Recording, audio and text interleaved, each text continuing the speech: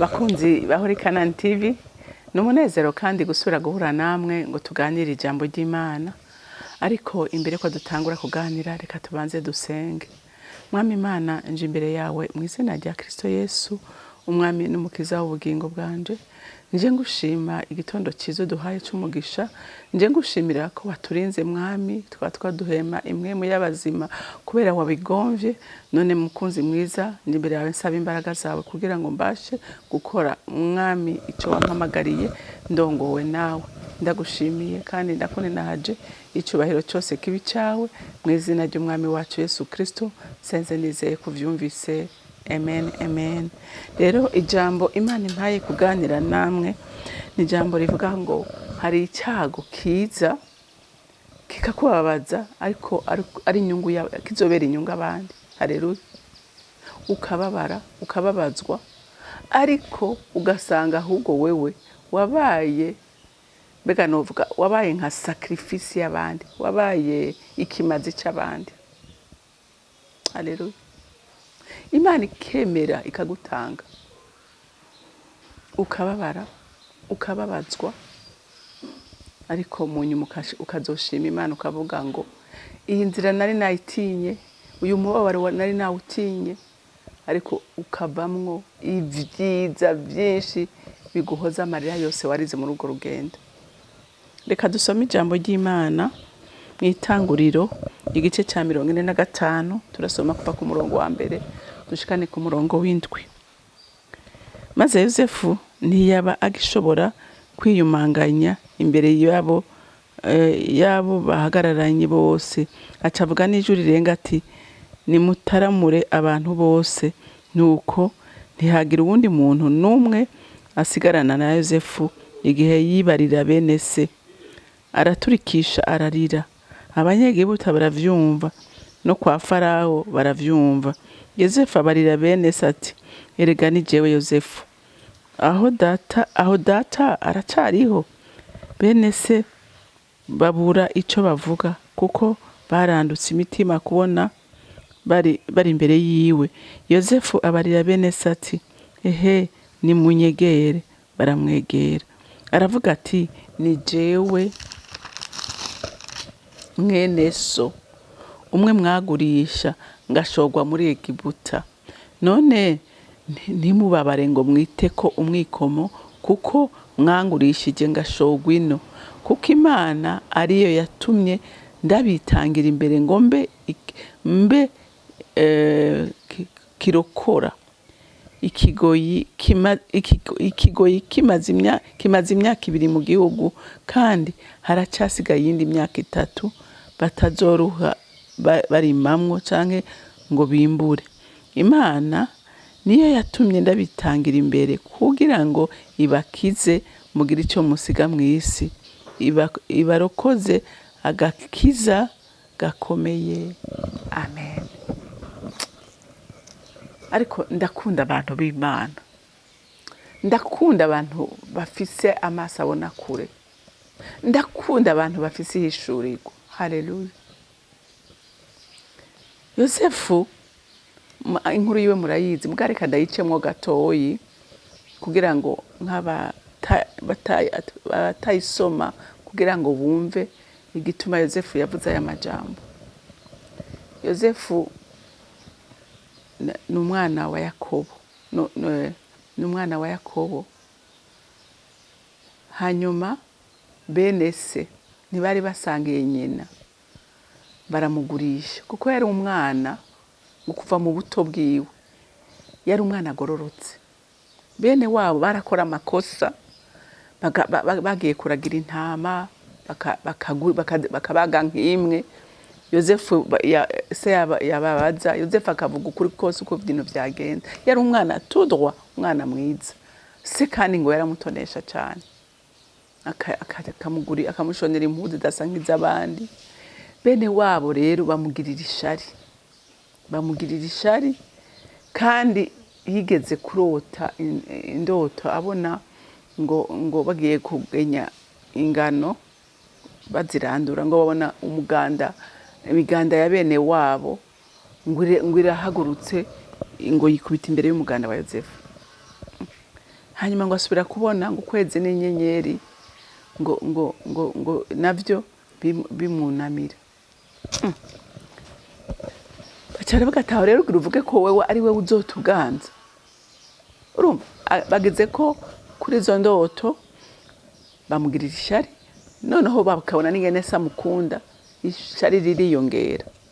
Undi munsi ngo agiye kubagemurira, baragiye baje inama ngo bamwice. Baje inama ati reka tukice tuze turabe rero za ndoto zako ingene zizoshika. Hama ngo mukuru we aravuga atoya ntimumwice, ati reka tuhagwa tumute muri kijya cobo.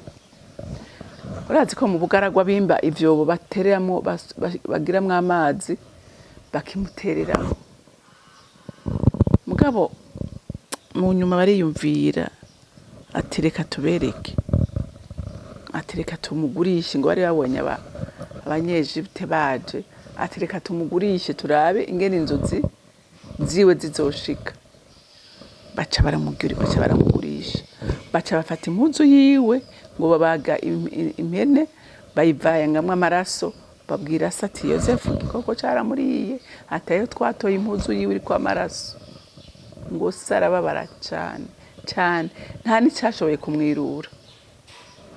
Rero inzara iratera, murabizi ko Yozefu bamufunze, yagiye agakora kwa Potifari, akava kwa Potifari, bamugurishije kwa Potifari naho arahakora, umugore we aramwifuza, hama baramufunga kubera yanse gukora bya mfurambi nayo nabuja, baramufunga. Bamufunze haza abantu bakora ibwami, bararota. Yozefu araze baroterera inzozi, umwe baramwica kuko yari yamubwiye, uwundi aja gukora ibwami. Uwundi musi rero niho umwami nawe ngo yarota, ngo arota abona ngo abona inka zivyibushe, ngo ziza zikarya inka zonze. Bama inka zonze zirya inka zivyibushe. Umwami ngo bimutera umutima uhagaze, aravuga ati ibintu ko biteye ubwoba nibiki. Niho rero babura umuntu n'umwe arotora izo nzozi, niho wa muntu yakora ibwami yibuka ko hari umuntu afunzwe yarotowe. Yozefu rero niho baja kumuzana ibwami, arabwira umwami atumva izo ndoto warose, ati hazoba imyaka 7 muzokwimbura ivyo kurya vyinshi, ati hongere habe iyindi myaka 7 y'inzara iteye ubwoba.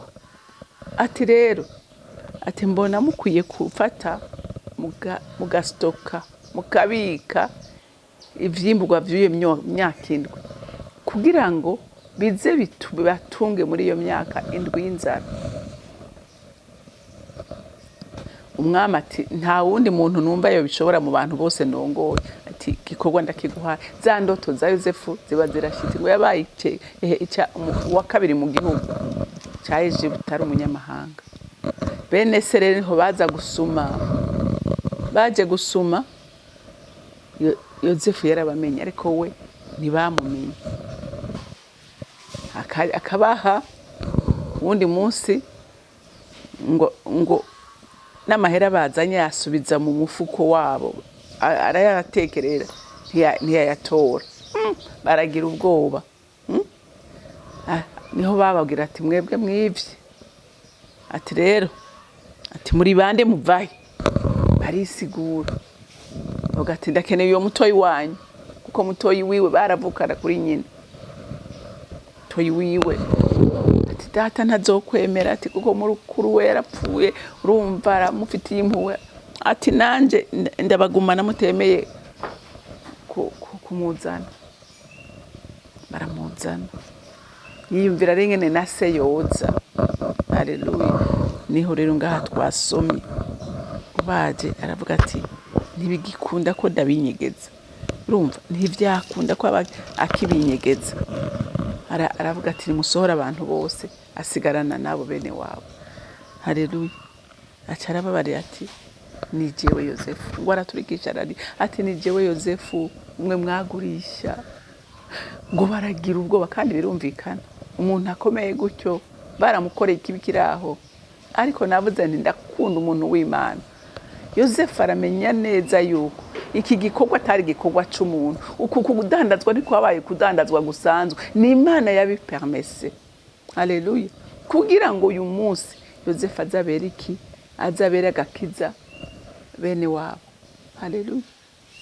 Kuko ihanga ryose rya Isirayeli ryimukiyeyo, umwami abaha ikibanza babamwo, baravyara, baramererwa neza. Haleluya. Naho batotezwe, ko baratotejwe inyuma ya Yosefu, ariko aho siho nashaka kuvuga. Ariko Yosefu arababwira ati jewe Imana yaravyemeye, ntimwikiripabilize, ntimubabare mu mwicira urubanza. Mwebwe ntimwari gushobora kungurisha ngo bikunde Imana atavyemera. Ariko Imana yabikoze kugira ngo uyu munsi ndababere gitabara. Haleluya.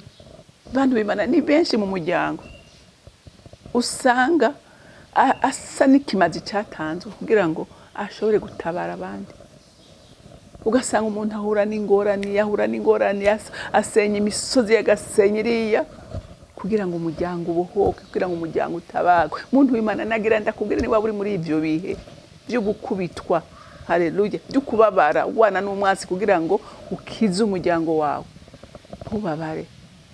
ntubabare. Hanga amaso Imana yibwira iti no muri binyene mpinkomezi zo guhagarara, ntatinya ubugome bwose bw'umwasi. Haleluya. Kuko Imana hari ivyemera igatanga sacrifice, kavuga ngo wenda gutanze nk'ikimazi kugira ngo urokore umuryango wawe. Haleluya. Yosefu arababwira ati ntimutinye. Ngo Yosefu ku murongo wa kane, Yosefu abarira bene se ati nimunyegere. Baramwegera, aravuga ati ni jewe Yosefu. Haleluya.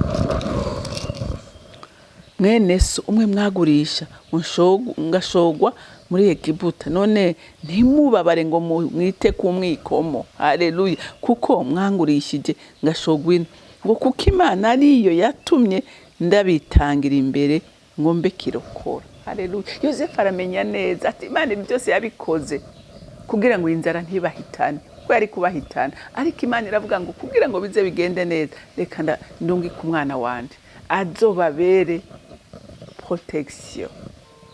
Haleluya. Azobabere igihome kibakingira. Amen. Ngo kuko Imana ariyo yatumye ndabitangira imbere ngo mbe kirokora. Ikigoyi kimaze imyaka 2 mu gihugu, kandi haracasigaye iyi ni imyaka 3 batazoruha barimamwo ngo canke bimbure. Urumva Imana iravuga ati iyi myaka Yosefu niwe azobabera byose. Nukuri hari n'umuntu muze murabe ugasanga Imana hari nk'umuntu, reka shaka inshingiye ntahe numvise kandi si imwe ni nyinshi. Ugasanga nk'umwana aravuga ati jewe n'amashuri ndahevye, ndagiye gukora, nitangira abo tuvukana kugira ngo bashobore kwiga. Ivyo ntimurabibona? Ugasanga umuntu aritaga urutaragira iki, je ndazi n'ubundi yanse no kugira mariage, aravuga ati sinshobora kugira mariage, aba barumuna banje bataraheza amashuri, bataragira ubuzima, akaba incungu. Cyangwa ugasanga n'umuryango waboshwe n'abadayimoni, undi agahura n'amabuye ya Satani, akaguma ahangana nayo, agasenga gushikaho umuryango wose ubohoka. Ayo masacrifice yama yabaye. Rero hariho abashobora kubabara, ariko nagira ndakubwire ngo ntubabare. Niba Imana yagucize imbere ngo ugirire neza abiwanyu, binezerererwe. Haleluya. Binezerererwe kuko Imana iteza kubiguhembera. Haleluya. Yosefu arahembwa, kandi icyo nakundi Yosefu nta hantu na hamwe muri Bibiliya, muri iki gice cyose bavuga ku buzima bwa Yosefu, nta na hamwe nigeze numva yidogera bene wabo. Nta na rimwe yigeze yidogera Imana ngo yamutakane mu bantu bababajwe arimo. Urabona umwana agurishwa na bene wabo, urabona umwana atabwa mu kinogo, agwa Imana nuko yagize neza agasanga nico kinogo ntikirimo amazi. Mugabo uri ku mugambi w'Imana nta na kimwe gishobora kumuhangara. Amazi sanga nta yarimo. Bagerageje ngo bamwice, Imana ntiyavyemeye ko bamwice. Baramudandaza aja kuwumuja. umwana yari atonye iwabo arafungwa arababazwa ariko arabyemera. Haleluya, aguma yubaha Imana. Rero nawe mu buri kuracamwo ivyo nyene bizobera umugisha benshi. Komeza wihangane, komeza usenge, komeza uhanga amaso Imana izogukuramo umuntu akomeye kandi uzofasha benshi. Rero Imana yo mwijuru ibampera umugisha. Ndagushima Mana kuko inzira zawe ntiziharurika. Inzira zawe zirenga igihumbi n'ibihumbagiza. Umwe umucisha muri uyu ukamucisha muri hirya, ariko zose Mwami iyo uri kumwe n'abana bawe bazisohokamwo amahoro. Ndagushimiye ko Yozefu yayisohotsemo amahoro, uyu munsi akaba ari umwigisha twigisha uyu munsi natwe kugira ngo dukomerere muri runo rugendo. Ndagushimiye kandi ndakuninahaje, icubahiro cyose kibi cyawe mu izina ryawe ryera, senze nizeye kuvyumvise. Amen, amen. Mwarahezagiwe, mugira umunsi mwiza.